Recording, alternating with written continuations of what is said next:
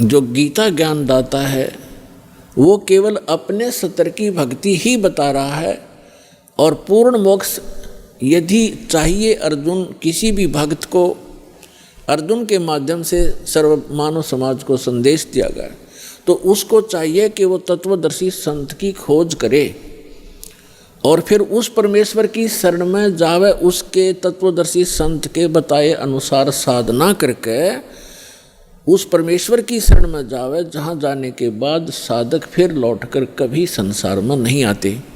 और गीता ज्ञानदाता अपनी सतीथि बताता है, अपना सामर्थ्य बताता है कि अर्जुन तेरे और मेरे बहुत जन्म हो चुके हैं, तू नहीं जानता मैं जानता हूँ। श्रीमद् भगवत गीता अध्याय नंबर 4 के श्लोक नंबर 5 और 9 में, श्रीमद् भगवत गीता अध्याय नंबर 2 के श्लोक 12 में, गीता अध्याय नंबर 10 के श्लोक नंबर 2 में गीता ज्ञानदाता स्पष्ट करता है कि अर्जुन तेरे और मेरे बहुत जन्म हो चुके हैं, तू नहीं जानता मैं जानता हूँ। और अपनी साधना बताते हैं गीता अध्याय नंबर 8 के श्लोक नंबर 13 में, ओम इति एकाक्षरम ब्रह्म व्यवहारन माम अनुसमरन ये प्रयाति तजन देहम स याति परमाम गतिम। गीता ज्ञानदाता ये ब्रह्म है, श्री कृष्ण जी के अंदर प्रवेश करके बोलता है, ये ऐसे ही छल करता है।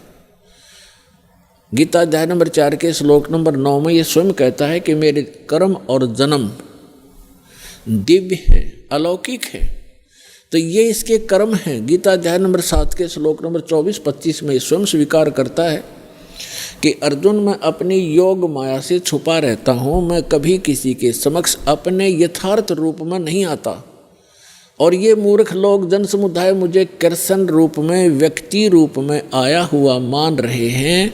मैं कृष्ण नहीं हूँ।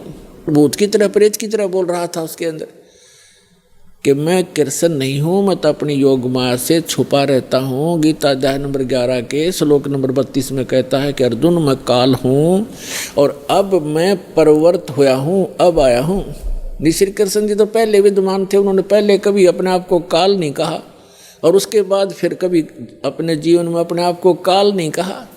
ये काल है, इसको ब्रह्म भी कहते हैं, सर्वपुरुष भी कहते हैं, सर्वब्रह्म भी कहते हैं, ज्योत स्वरूपी निरंजन भी इसी को कहते हैं।